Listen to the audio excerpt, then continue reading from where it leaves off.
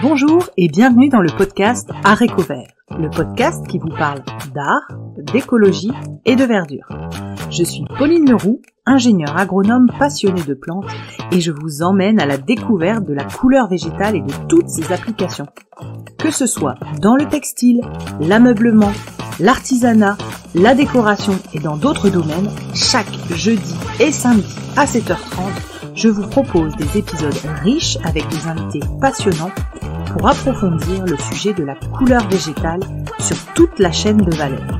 Mon but, fédérer et démocratiser la couleur végétale dans nos vies. Alors, c'est parti, bonne écoute. Donc bonjour à tous, je suis ravie d'accueillir sur le podcast Olivier Renaudino, fondateur des peintures Bao. Bonjour Olivier. Bonjour Pauline. Alors Olivier, comme je vous l'ai dit avant qu'on prépare cet épisode, je suis ravie de vous accueillir parce que vous traitez un sujet de la couleur végétale que je n'ai pas encore eu sur le podcast. Et donc j'aimerais que vous puissiez vous présenter et nous expliquer comment vous en êtes arrivé à proposer de la peinture avec il faudra l'expliquer, mais un lien avec le végétal. Exactement. Merci de m'accueillir. Donc moi, je suis Olivier Renaudino, j'ai 42 ans et je suis peintre de formation avec un CAP de peintre.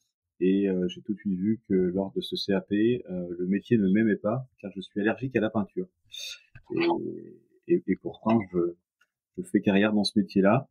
Donc j'ai des activités d'entreprise de peinture où on fait de la décoration chez des personnes.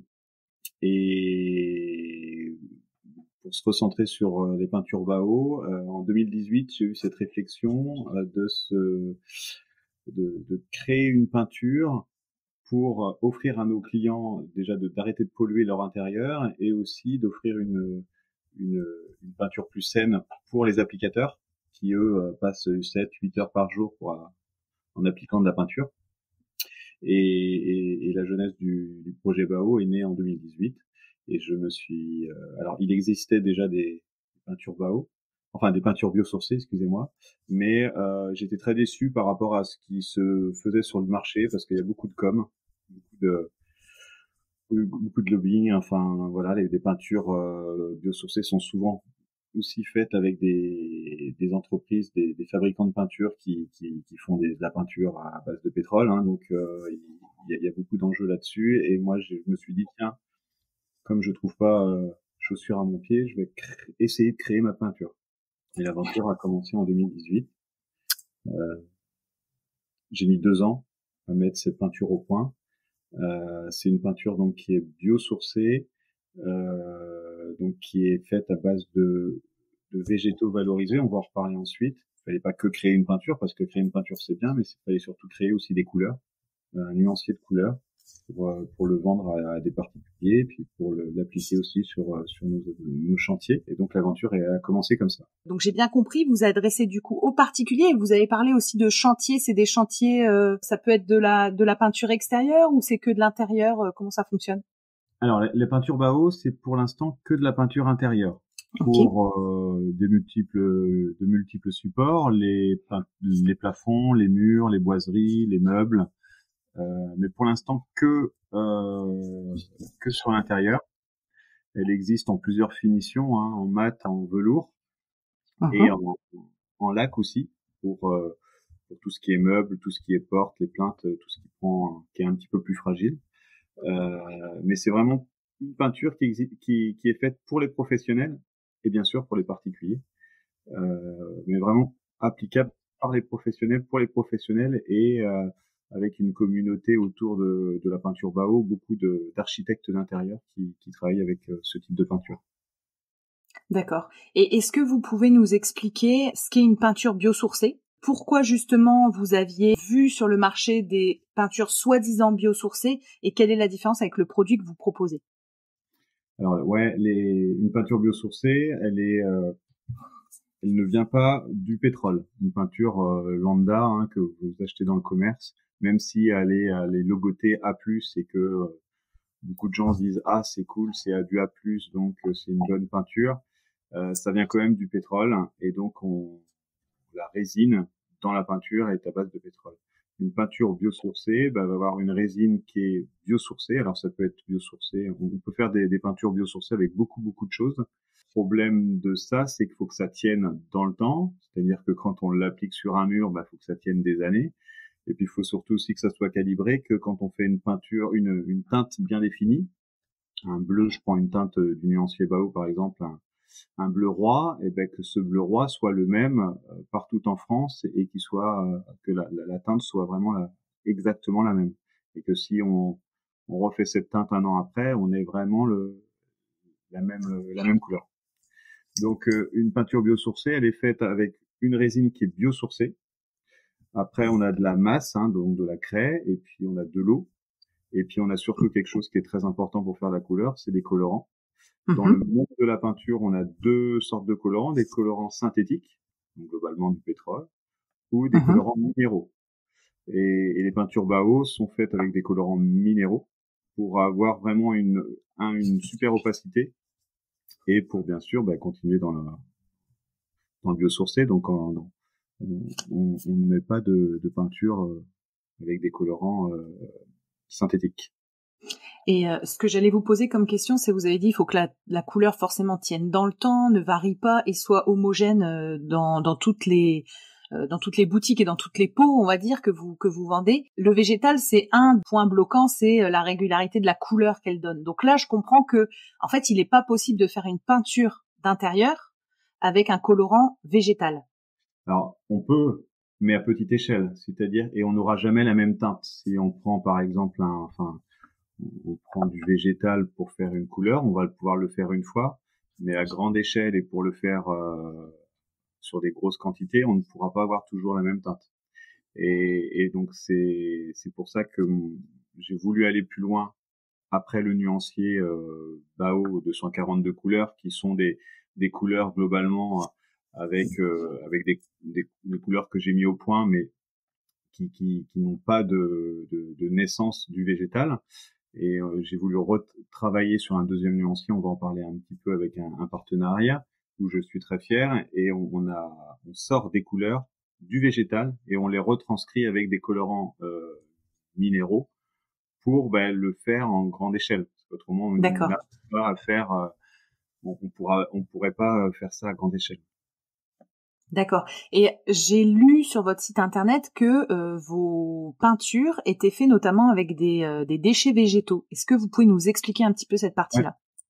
Ouais. Donc la partie biosourcée de la résine de ma peinture, elle est faite à partir de végétaux valorisés, c'est-à-dire que globalement c'est des végétaux que quand on coupe sa haie ou etc., on a des végétaux qu'on met à la déchetterie. Voilà, c'est une entreprise qui valorise ça, qui fait une grosse pâte à crêpes globalement, une grosse pâte à gaufre plutôt, et on biosource notre peinture avec ça. Donc attention, c'est pas parce que c'est des déchets valorisés que ça sent, que ça ne tient pas, que ça pue, etc. Non, c'est vraiment, bien sûr, c'est le monde de l'industriel, là. Donc ils prennent ces déchets-là, ils les équilibrent et ils font vraiment une pâte homogène pour pas que on ait de soucis après dans l'application de la peinture. Donc ça veut dire qu'il y a une entreprise en France qui récupère dans les différentes déchetteries les déchets verts des particuliers et qui les valorise. Alors moi je me suis mis pour faire ce projet-là Bao, j'ai eu la chance entre guillemets de mettre autour d'une table d'un fabricant de peinture qui voulait vraiment accélérer sur les peintures biosourcées.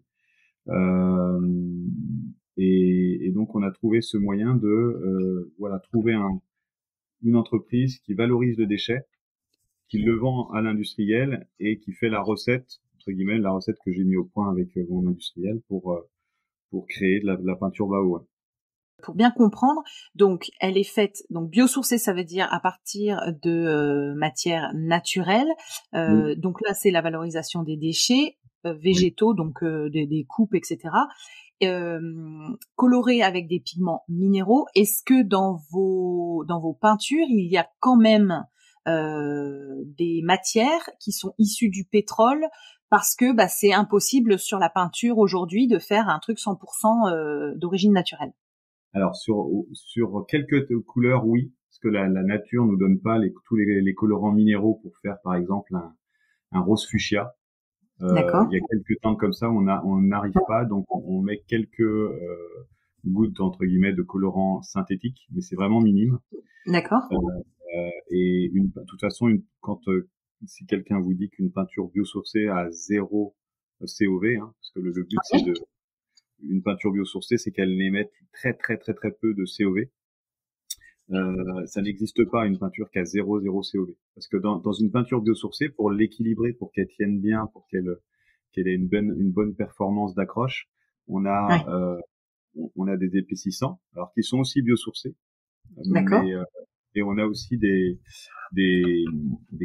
anti-mousses, mais aussi qui sont biosourcés pour vraiment neutraliser toute la partie déchets verts.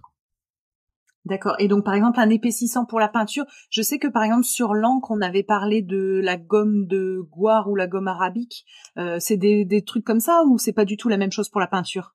Non, c'est pas sur des choses comme ça. On est plutôt sur des molécules autres. Alors là, moi, je suis pas. C'est plutôt mon industriel qui a cette partie-là. Et il y en a tellement peu que je peux pas être précis là-dessus. Mais D'accord.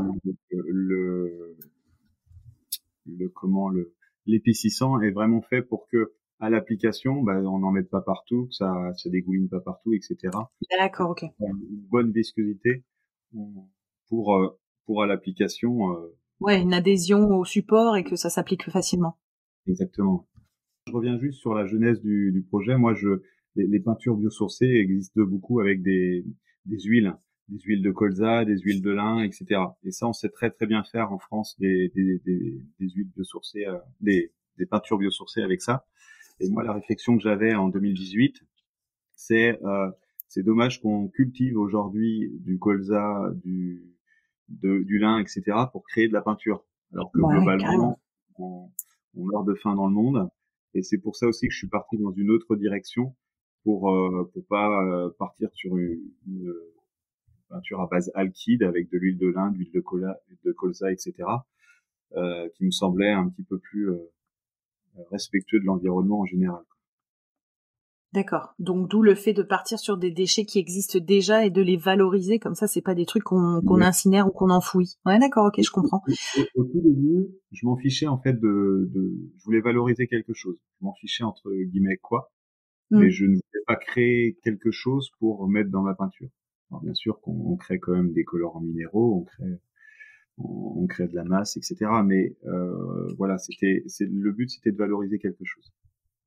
D'accord. Et donc vous avez dit, donc vous mettez notamment de la craie et des colorants minéraux. Est-ce qu'il y a des acteurs en France sur la craie et sur les colorants minéraux? Moi je connais pas, je connais voilà, mais j'ai eu personne sur les colorants minéraux. Est-ce que c'est des acteurs que vous avez en France ou c'est plutôt à un niveau européen ou je ne sais quoi parce que je n'y connais pas là-dessus? Alors sur les minéraux, on est plutôt sur l'Europe, malgré qu'en France on a quand même beaucoup de sites où on extrait des colorants minéraux. Moi j'ai la chance avec mon industriel, quand je me suis mis autour de de la table, lui est fabricant de colorants minéraux. Ah, donc, génial. C'est vraiment top parce que on travaille vraiment l'ensemble de la peinture. C'est pas que une peinture, c'est la peinture et le colorant. Donc c'est ça qui est top. Donc mais au niveau des colorants, on n'a pas tous les colorants en France. D'accord. Et donc on va aller chercher un petit peu plus loin sur certains colorants. Tout ce qui est terre de sienne, tout ça, on a hein, les siennes calcinées, etc. Les ocres aussi, on a beaucoup d'ocres en France, mais on a des colorants un petit peu plus compliqués à trouver par exemple sur des bleus et des choses comme ça qu'on va trouver un petit peu plus loin. Je pense que ce serait intéressant aussi dans la compréhension sur la couleur végétale de connaître aussi les colorants minéraux. Il faudrait que je trouve un interlocuteur là-dessus. Je pense que ce serait intéressant de creuser. Ok, très bien. Alors, j'ai une petite question assez futile, mais j'ai lu que voilà, votre nuancier, il faisait 142 couleurs et qu'il avait un parfum naturel frais. Et j'avoue que ça m'a intriguée. Donc, je voulais savoir, est-ce que, donc, dans parfum naturel frais, ça veut dire quoi? Comment il y a ce parfum dans vos peintures? Eh ben oui, ça peut paraître bizarre, mais comme la peinture Bao, elle n'a pas d'odeur, j'ai voulu aller plus loin et faire une signature olfactive. C'est-à-dire que l'applicateur, l'architecte qui applique cette peinture, déjà il passe un bon moment parce que ça sent bon. Oui. Et puis le maître d'œuvre sur les chantiers qui veut absolument appliquer de la peinture Bao, enfin il veut de la peinture Bao sur ses chantiers, et ben dès qu'il arrive en réunion de chantier, bam, on sait que c'est du Bao d'appliquer parce qu'il y a la signature olfactive. Ah. Et donc comment j'ai voulu, alors ça c'était une idée que j'ai eue en pleine nuit. Avoir des idées c'est facile. Après il a fallu le mettre au point. Donc on a travaillé avec le monde du parfum à Grasse. Le monde du parfum et le monde du bâtiment entre guillemets, c'est deux mondes très très différents. Donc voilà, ça a été un peu compliqué au début, mais après ils ont compris. Et donc on a créé un parfum Bao, qui est une floraison. Globalement, ça sent le frais. C'est pas du Chanel numéro 5 qui sent très très fort, bien sûr. Et le but, c'est que cette odeur, elle disparaît au bout de 3 semaines. C'est-à-dire qu'on est juste sur une senteur pendant l'application, mais qu'après, bien sûr, elle disparaît des logements, des bureaux où elle est réalisée, du meuble qui est peint, etc. Et ça, c'est un parfum. Donc à Grasse, vous avez fait enfin, Ouais, comment on crée un parfum naturel? Du coup, moi, j'avoue, c'est le monde du parfum, c'est-à-dire que c'est du parfum naturel, bien sûr, c'est pas du parfum synthétique. Donc c'est très facile, c'est c'est des cuisiniers du parfum, donc on leur demande un petit peu ce qu'on veut, si on veut quelque chose d'assez acidulé, si on veut quelque chose d'un peu plus floral, etc. Et puis ils nous font une recette, et puis on choisit. Après, ce qui est compliqué dans le monde de la peinture, c'est de colorer, de parfumer une peinture. Ça déséquilibre des fois, ça pouvait déséquilibrer un petit peu les teintes et l'application, etc. Donc, il a fallu qu'on travaille là-dessus et on a avancé avec mon industriel pour trouver une solution pour parfumer la peinture en même temps qu'on la colore, entre guillemets. Et si par contre il y a des clients Bao ne veulent pas de cette odeur parce qu'ils sont allergiques au parfum naturel, on peut ne pas le mettre et la peinture Bao n'a pas d'odeur. D'accord, ok. Bon, c'est une super idée. Ouais. J'ai pas connaissance de peinture parfumée. C'est la cerise sur le gâteau. Ouais, carrément. Dans l'industriel, dans le monde de la peinture à base de pétrole entre guillemets, il y a quelques peintures qui ont du parfum, mais là c'est plutôt pour masquer l'odeur qui ne sent pas bon parce que c'est du pétrole dessous. Et ça, ils ont fait ça il y a quelques années. Maintenant, je sais même plus si ça se fait. Mais oui, la signature olfactive est très importante pour la marque Bao parce que c'est vrai ça. Ouais, quand on arrive sur un chantier ou quand on peint un meuble, c'est totalement différent quand ça sent bon. Avant qu'on passe à la collaboration qui nous a mis en relation, on va dire, vous avez des concurrents en France qui travaillent des peintures biosourcées, naturelles, issues de déchets végétaux, ou vous êtes le seul, ou c'est quelque chose qui est en train de monter? Alors, les peintures biosourcées, il y en a pas mal en France. Alors, c'est encore un produit de souche parce que globalement, en face, il y a des gens qui vendent de la peinture avec du pétrole et qui gagnent beaucoup plus d'argent qu'en vendant de la peinture avec en biosourcé. Donc globalement, les peintures biosourcées, ça existe depuis 10 ans. Il y a des marques qui commencent à faire du biosourcé avec du végétal, mais pas du végétal comme le mien, en le revalorisant. Il y a beaucoup de peintures biosourcées qui sont surtout très packagées. La communication est top. mais dès qu'on met le nez dedans en tant que professionnel comme moi, on peut être déçu. Voilà, comme je vous disais tout à l'heure, c'est pour ça que j'ai créé ma propre peinture. Il y a de la concurrence, mais il y a un marché énorme parce que aujourd'hui, et depuis quelques années, les gens ils font attention à ce qu'ils appliquent chez eux. Et mettre, il y a 10 ans quand on peignait, et encore aujourd'hui, avec des peintures à base de pétrole, quand on peint son chez soi, on pollue son chez soi, quoi. Et on pollue son intérieur, son organisme, parce que on émet des COV à outrance. Et c'est aussi pour ça qu'on a beaucoup plus de maladies, etc., parce que c'est ce COV qui est un petit peu partout, hein. C'est pas que dans les peintures, hein, c'est dans les cols, etc. Et donc les gens font de plus en plus attention. Et tant qu'on fera une peinture biosourcée qui coûtera plus cher que du pétrole, je pense pas qu'on arrivera. C'est pour ça que moi je me bats là-dessus, et que les peintures biosourcées, c'est pas parce que c'est bio. Et ça, c'était directement sur ma feuille de route en 2018. C'est pas parce que c'est bio que ça doit être plus cher. Et c'est pour ça que les peintures bio biosourcées Bao, elles sont pas plus chères que des peintures d'autres grandes marques. Ça, c'est vraiment un cheval de bataille. Parce que si on veut arriver à offrir aux clients une peinture saine, il faut pas qu'elle soit 30 ou 40% plus chère, parce que on a tous, il y a toujours des liens économiques qui se mettent en place, et qu'il faut que ça reste économiquement. Ouais. Et ce que j'allais vous demander, Olivier, c'est où on retrouve les peintures Bao. Donc j'ai vu que vous aviez un site, vous avez des boutiques. Est-ce que demain il est envisageable, je sais pas, un référencement chez Leroy Merlin, j'en sais rien, pour justement démocratiser cette peinture biosourcée, etc. Alors là, moi aujourd'hui, ma stratégie, c'est donc la jeunesse de Bao, c'est Nantes. Moi, je suis nantais, et donc j'ai créé ma premier magasin Bao rue Lafayette à Nantes. Après, j'ai une dizaine de points de vente qui sont plutôt des gens qui connaissent le monde de la peinture, qui sont passionnés, qui ont compris l'intérêt de mettre du biosourcé, donc qui revendent les peintures Bao, donc en Bretagne, dans le nord de la France, un petit peu autour de Paris.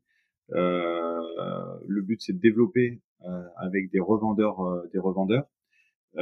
les mettre dans des grandes marques comme Leroy Merlin, Casto, etc. Des peintures biosourcées, il y en a déjà, hein, mais elles sont noyées avec des milliers d'autres peintures. D'accord. Et globalement, avant de vendre une peinture, c'est conseiller le client. Et on le voit bien, nous, tous les jours, les gens ils savent pas quelle peinture mettre, ils savent pas quelle couleur mettre, etc. Et la stratégie, c'est de conseiller et d'offrir une belle couleur à nos clients, à nos architectes d'intérieur, etc., etc. Donc la stratégie de l'entreprise, parce que Bao, c'est pas qu'une peinture, on parle que de la peinture, mais c'est aussi tout un monde de papier peint personnalisable. Mais c'est un autre milieu, mais ça va dans le même milieu de la déco. Et donc les peintures Bao sont pas faites pour l'instant pour aller sur des grandes surfaces commerciales comme ça, par des gens qui ont l'envie de vendre des peintures comme ça, des peintures biosourcées qui ont un intérêt de dingue, hein, parce qu'en plus les grands donneurs d'ordre d'aujourd'hui sont obligés de mettre des peintures biosourcées sur leurs projets, sur les projets des JO par exemple, des immeubles, toutes les infrastructures aujourd'hui qui sont en train de se faire pour les JO, les immeubles aujourd'hui, avec la nouvelle les nouvelles réglementations environnementales, on va être de plus en plus obligé de mettre des peintures biosourcées. Donc il y a vraiment il y a un enjeu et un intérêt. D'accord, ok. De mailler la France avec les peintures Bao. Et donc moi je recherche à longueur de journée plein de personnes motivées qui ont compris en fait l'intérêt de cette peinture biosourcée. Et parce que c'est pour l'instant j'ai développé plusieurs gammes de peintures, hein, les mats, les velours, les lacs, etc. Mais on est qu'au début. La R&D c'est très long. C'est pas de mettre une peinture sur le marché et se dire on va voir si ça fonctionne. C'est vraiment de créer une peinture, de voir si elle fonctionne en off pendant 1 an, et puis après de la mettre sur le marché. Donc c'est assez long quand même. Le développement produit. Ouais, le développement produit est assez long pour les peintures. Et j'aimerais vous poser la question de la personne qui nous a mis en relation, donc à savoir Virginie Lagerbe de l'entreprise Peregrine. Donc dans son épisode, alors j'essaye de retrouver le numéro, c'est l'épisode 35 du podcast que je vous invite à écouter. Virginie m'a parlé de vous et de votre collaboration, et j'aimerais du coup que vous nous racontiez, vous avec vos mots et de votre point de vue, la collaboration, comment ça s'est fait et ce qu'il en est sorti. Effectivement, faut déjà écouter l'épisode 35 parce que c'est super intéressant sur ce métier de Virginie. Moi, j'ai connu Virginie depuis un bout de temps, et quand elle s'est lancée dans ce métier de l'alchimie du végétal, je me dis waouh, Virginie était bien courageuse, et pourtant ça donne tous ses fruits aujourd'hui parce que Virginie, elle sort donc les couleurs du végétal. Et par contre, elle n'arrivait pas à faire des super couleurs.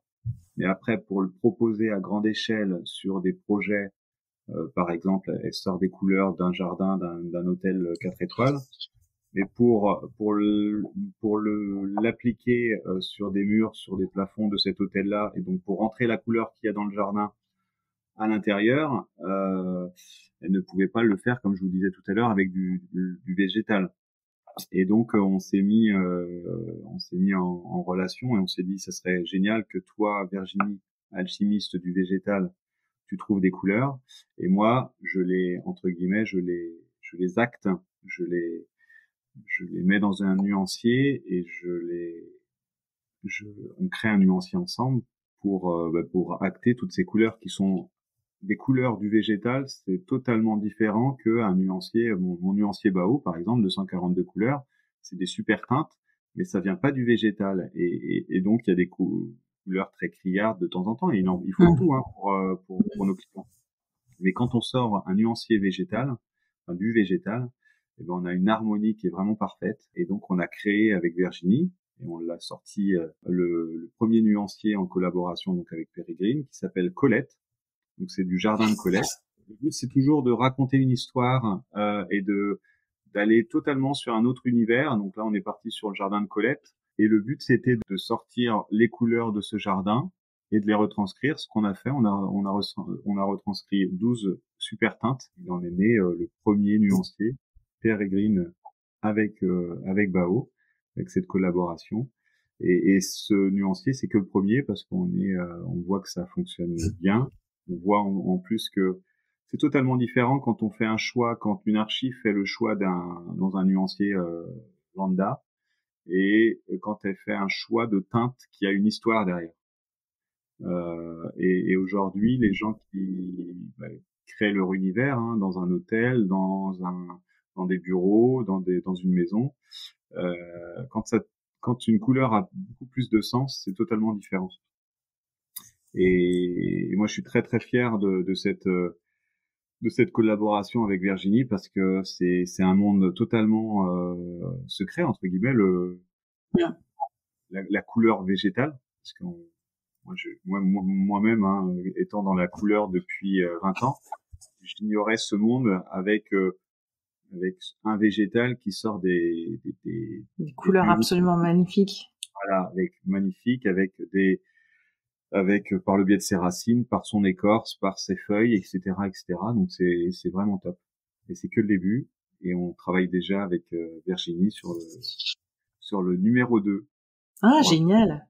Écoutez, moi j'ai eu votre nuancier dans sa newsletter, donc elle a envoyé une news avec les couleurs, et là je me suis dit bon, déjà tu devais contacter Olivier, mais là tu y vas, il faut donc je le mettrai en photo quand votre épisode sortira, pour que les auditeurs, c'est ça le problème du podcast, c'est que c'est les oreilles, mais il faut aussi voir, et donc je mettrai une photo sur le compte Instagram de votre nuancier, parce que c'est vrai que c'est des couleurs, comme vous l'avez dit, l'avantage du végétal, c'est que toutes les couleurs qui en sortent sont harmonieuses entre elles, et c'est vrai que votre nuancier, il est cohérent, et l'histoire derrière du jardin et du travail avec Virginie, franchement, moi ça m'a carrément ça m'a carrément touchée étant, comment on va dire, passionnée de plantes et de jardin. Donc j'ai trouvé ça vraiment une super idée en tout cas. Et je suis ravie de savoir que vous faites le deuxième. Ouais, alors on travaille. Le but c'est de travailler sur le deuxième. On a lancé ce nuancier avec l'exposition de Pérégrine qu'elle fait au Jardin du Luxembourg. On y était la semaine dernière et on a tout de suite vu avec les archives qu'on a reçues et les différentes personnes du monde de la couleur que il y a tout de suite un grand intérêt d'apporter ça parce que ça change totalement de ce qu'on peut proposer aujourd'hui avec toutes les marques de peinture qui proposent plein de couleurs, mais avec plutôt des couleurs de mode. Et moi, voilà, Bao, moi depuis le début, de toute façon, je vais toujours à l'encontre de ce qu'il existe, c'est-à-dire je vais pas faire 15 000, 30 gammes de peinture pour perdre un petit peu le client. Non, je voulais une gamme très courte avec un nuancier de 142 couleurs et pas avoir un nuancier de 1500 teintes comme voilà. Et puis toujours aller à l'encontre de ce qu'il existe et ne pas aller dans les modes parce que le problème des modes éphémères, c'est que ça ne perdure qu'un court temps. Et le but, c'était vraiment de créer des belles couleurs qui ont du sens pour que quand on l'applique, une couleur Pérégrine, enfin du nuancier Colette avec Pérégrine, on a déjà beaucoup de références maintenant parce qu'on l'applique déjà sur beaucoup de chantiers. On a fait des essais, etc. Cette teinte-là, on s'en enlace pas en fait. Et c'est pas comme des fois des teintes ou des teintes de entre guillemets des teintes de mode entre guillemets où au bout d'un an on se dit ouais c'était sympa ça il y a un an mais on s'en lasse un petit peu. Ouais, d'accord. J'avais une question encore, c'était quels sont les défis selon vous à relever encore pour la peinture biosourcée, pour qu'elle se déploie, pour qu'elle soit plus réemployée, plus connue. Qu'est-ce que vous diriez? Déjà, faudrait que on ait vraiment une législation et une spécificité différente des autres peintures. C'est-à-dire qu'aujourd'hui, une peinture biosourcée, une peinture à base de pétrole, elle a le même logo A+, alors qu'une peinture biosourcée, elle émet 100 fois moins de COV, mais on a quand même le même logo. Et ça, c'est alors même s'il y a des labellisations à droite à gauche, mais tout le monde a son petit label, tout le monde est content. Ouais. Le client, il est perdu. Et c'est ça qui est compliqué. Et ça, c'est vraiment, on a vraiment un enjeu de communication et de faire des choses simples pour que ça soit compris. Et en fait, vous allez vous essayez de comprendre ce qu'il y a dans une peinture. Vous allez donc dans une grande surface de bricolage. C'est très compliqué de savoir ce qu'il y a dans votre peinture. Donc le gros enjeu, c'est moi mon enjeu personnel, c'est de verdiser entre guillemets nos chantiers, les chantiers de peintres, d'entreprises de peinture qui travaillent avec des peintures à longueur de journée. Moi, c'est mon métier, c'est de verdiser. C'est pas français, mais je le dis quand même. de verdiser notre métier pour qu'on travaille déjà avec des peintures beaucoup plus éco-responsables. Saine. Ouais. Et qu'on arrête de polluer. On est des milliers de peintres tous les jours. Enfin, il y a encore des milliers de peintres tous les jours qui polluent nos intérieurs et qui polluent leur organisme et qui continuent quand même. Et ça, je me bats pour ça. Ouais, c'est ce que j'allais dire. Qui peut aider là-dedans parce que faire un énième logo ou label, on en a parlé. C'est en fait, vous avez les mêmes problématiques que dans le textile, que dans la coloration capillaire. En fait, tous les liens avec la couleur végétale ou la couleur, on voit qu'il y a les mêmes problématiques. Qui pourrait aider là sur ça, sur faire reconnaître la peinture biosourcée? Ça passe forcément par une loi ou ça peut être des organismes, une fédération ou je ne sais quoi? Alors, je pense que c'est aussi un effet c'est le consommateur qui peut changer les choses. On l'a vu dans le bio, il y a 10 ans, tout le monde s'est mis dans le bio. Bien sûr, aujourd'hui, donc les grandes surfaces se sont mis dans le bio, et c'est pour ça que maintenant le bio va moins bien parce qu'il y en a partout.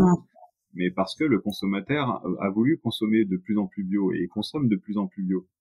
Et c'est le consommateur qui a les choses en main. Mais sur notre vie à longueur de journée, on est acteur de tout ça. et c'est les consommateurs pour moi qui ont les choses en main.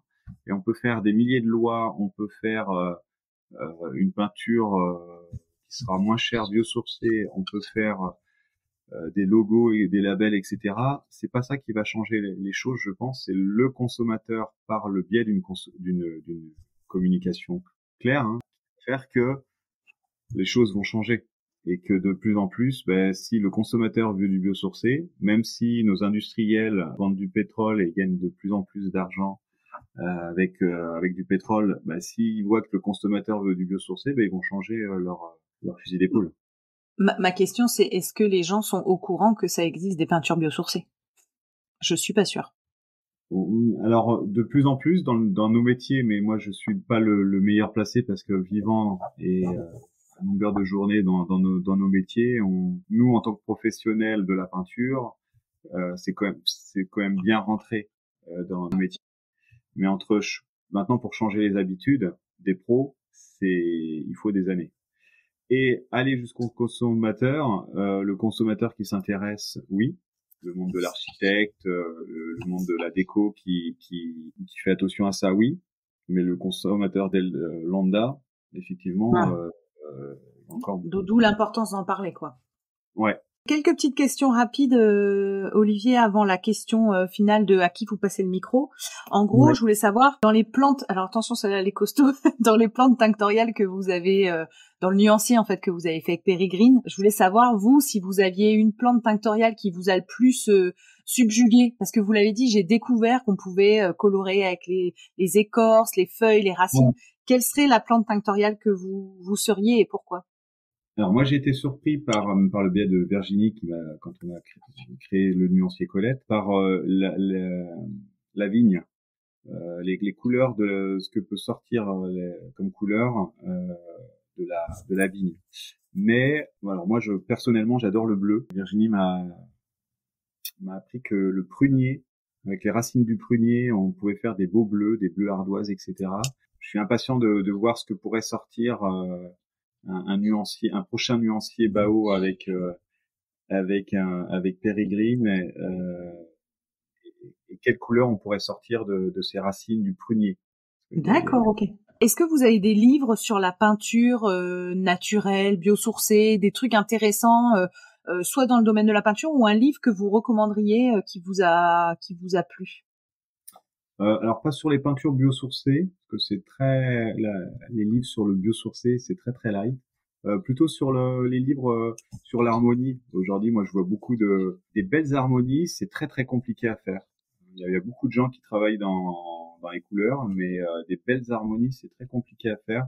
Moi, j'ai toujours l'harmonie des couleurs de Tina Suter. Je pense que ça doit être ça. Qui est une bible entre guillemets de l'harmonie des couleurs et qui globalement donne des belles harmonies. D'accord, ok. À qui vous aimeriez passer le micro dans le contexte de la couleur végétale et du sujet du podcast? À qui vous pensez? Est-ce que vous avez une idée? Alors là, tout de suite, j'avais pas lu cette question. Vous êtes pris de court. Ouais.